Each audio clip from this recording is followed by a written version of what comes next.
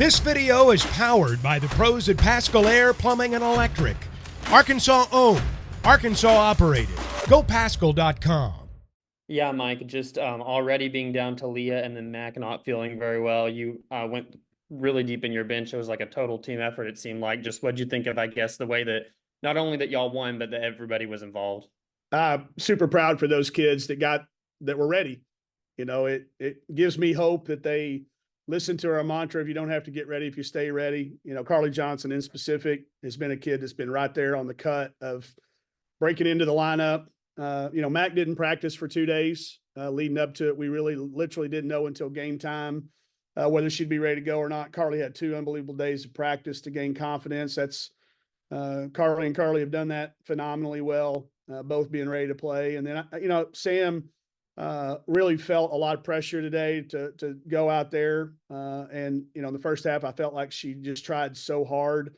She let the game come to her in the second half. Matt gave her extra minutes in the second half and the confidence. And then, again, just the job Maryam Dauda did protecting the basket for us. Carly Keats did an unbelievable job on Aaliyah and I. You know, she only got 4 3 attempts up. I think she makes almost 4 threes a game.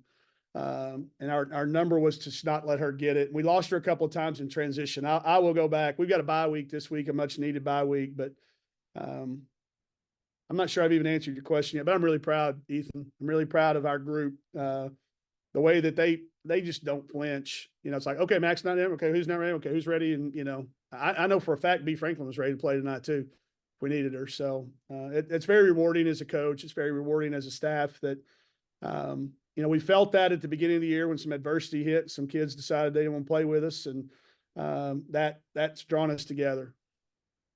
And then y'all really dominated the rebounds today. Sam had 14 of them, you know, as one of your guards. Just what'd you think of, I guess, that dedicated effort to the glass today? Well, you know, it's something we're getting better at.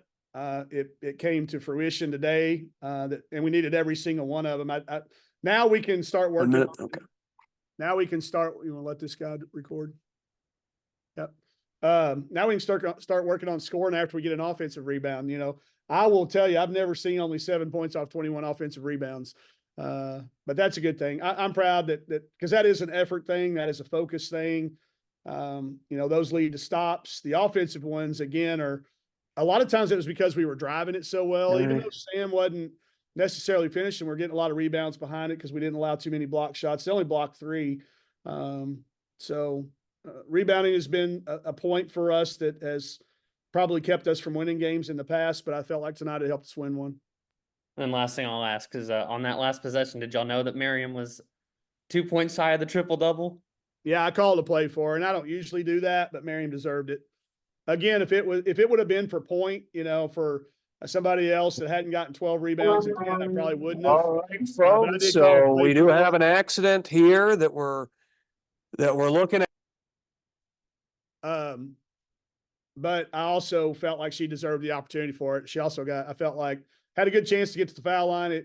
But she's going to have one sooner than later. We got a lot of games left with her. She'll have another one. Dudley, go ahead.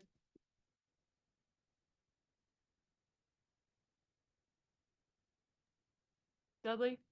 Oh, yeah, okay. Hey, you talked about wanting to have both a fast start and a fast finish, but you got your fast finish. Just definitely talk about dominating the second half and just closing it out.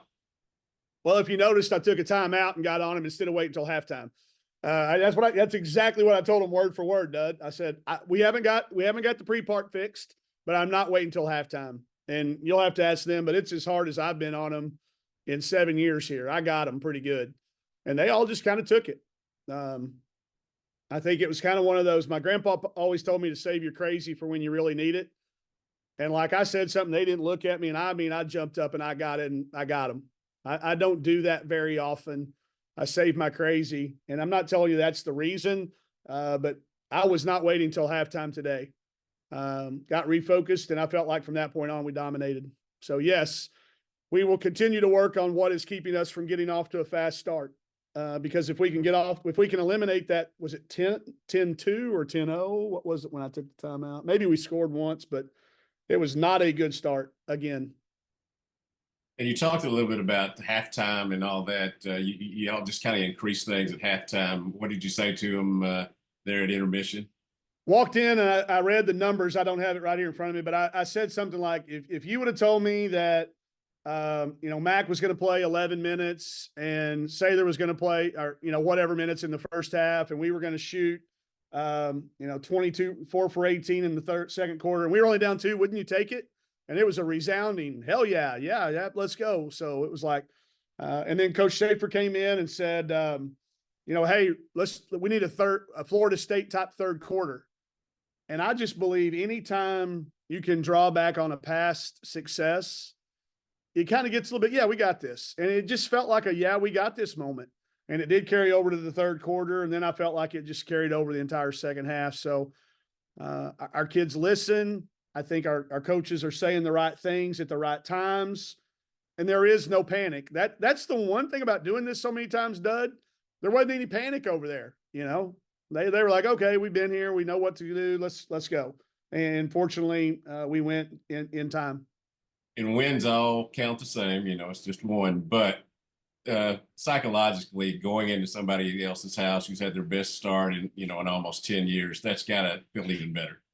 It does. And knowing their net ranking and who they've beaten, and, if y'all understood the respect I have for Christy Curry, she is absolutely the most underrated coach in the country. You look her resume, you stack her resume on NCAA tournament appearances and wins and overall.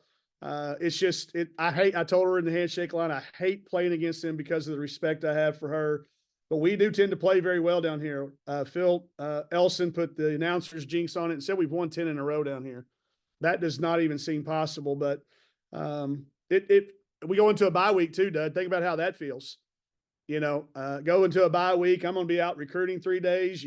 If you're 1-3, you walk in and you might sit in the back row and, might not go to the concession stand. I'm going to Razorback on, sit front row. I'm going to eat popcorn. It just makes you feel better. But I'm proud for our kids. Yeah, you're right. It does all just equal 1, but man, in this league, 1s are big. Appreciate it. Thank you. Daniel? First of all, how fortunate do you feel to be over there where it's not 4 degrees and freezing and miserable? Well, very fortunate. I did not even pack a jacket. And I know when we get back, I'm going to really regret that decision because I've been following it. We're going to get on this plane and try to get back home as fast as we can. And I won't even feel it. I promise. Well, maybe I will. Y'all tell me. But I love Tuscaloosa. It's a great place to be right now. There was so much excitement around the town because of the football announcement yesterday. We had to go to about 4 different restaurants to find a place to watch the football game last night. It was jam-packed. I felt like that the new coach was going to walk into all 4 of those restaurants every place we went. So it's a cool place to be. There's, a lot of excitement down here right now, and I'm glad we're going to get in and get out, though. How is the weather back home? Just cold? Not great. Yet? Yeah, it's we've had 4 or 5 inches, but Oh, where are you, Daniel? Are you in Fayetteville? yeah, on campus. And we got 5 inches right now? Pretty much. I Oh, think, unless I'm exaggerating, someone else can cut in and tell me I'm making stuff up. But speaking of which, we've had, on a more serious note, we've had Sailor's been the one that's gotten a ridiculous amount of rebounds. You had both 2 others in double figures, including Sam with 14, which I assume is pretty close to a career high. Just we've talked Yeah. about how we need more people to get rebounds, just to dominate a team like that on the glass. I think they listen. I think they listen. They've started taking it to heart. It's been serious. We have changed one thing in practice. I have a tendency sometimes when we're working on scouting reports to shy away from contact to avoid injury. And we'll blow the whistle way too early. The last 2 weeks I've been going to where we have to get the rebound and at least start our transition break. Hopefully that's been part of just the focus because they all try, but you look at 14, 14, 12. I think Alabama had been out rebounding people pretty significantly. I don't remember the exact number, but I'm going to keep saying the word because I can't come up with a better one, but just really proud that they've taken coaching and taking it to heart. Sam, I mean, y'all know Sam's 5'9". I don't know, whatever we list her at. It's 2 inches shorter than whatever we list her at probably, but 12 rebounds on the defensive end. That's effort, and that's trying every single time and not taking a play off. Thanks, Coach. You're welcome. Ethan, we'll wrap up with you. Yeah, last question. Just it feels like just super quietly y'all are having a lot of good defensive play. Really going back all the way to Florida State. Just what do you think of the job that Coach Schaefer's done there and his staff? I've tried to sing his praises and their praises and our kids' praises for locking in on it all year long. I think it's been, our offensive and our defensive efficiencies are as close as they've ever been. We've been pretty lopsided. This is as close we've ever been. Again, I'm going to come back to that word proud. I'm proud of everybody because it takes a lot of work. Evan does so much work in the film room, and then Amber Shire's on that defensive side of the ball too. And we've got everybody working it. It's not Todd's in charge of it, of course, but every coach, JC and Pauline and Lacey with the guards, they have to coach that when it goes down to position breakdown. So the staff has done an unbelievable job making sure we've kept ourselves in it. Because we shot 40% today, but I know we're 12th in the league in field goal percentage. And, somehow we're sitting here at 2-2 in our league because of our combination of the two. But I'm going to get a thesaurus and come up with a better word for proud. Sorry. BetOnline is your #1 source for all your betting needs. Get the latest odds, lines, and matchup reports for baseball, boxing, golf, and more. BetOnline continues to be the fastest and easiest way to place your wagers, including live betting and your favorite casino and card games available to play right from your phone. Head to the website or use your mobile device to sign up today and get in on the action. Remember to use our promo code BELIEVE, that's BLEAV, for your 50% welcome bonus on your first deposit. Bet online, where the game starts.